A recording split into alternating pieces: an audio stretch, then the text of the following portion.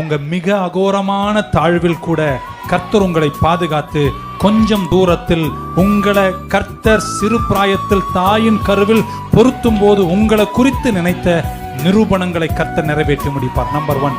Number 2, இப்படி சொல்ல விரும்புகிறேன். எத்தனை பேருக்கு தெரியும், ஆண்டவருடைய தயவு உங்களுக்கு வரும்போது பல வருஷம் நடக்காததெல்லாம் அந்த ஒரு வருஷத்துல நடத்திடுவார்.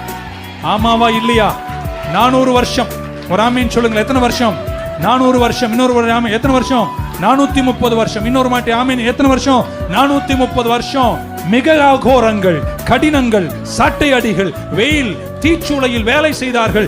எந்த நன்மையும் காணவில்லை. ஆனா கர்த்தர் எழுந்தருளி வந்த ஒரு வருஷத்துல, நான் இப்படி விசுவாசிக்கிற ஒரு அறிக்கை செஞ்சிடறேன், ஜெபம் பண்ணிடுறேன், வல்லமையாய் செய்து முடிப்பாராக.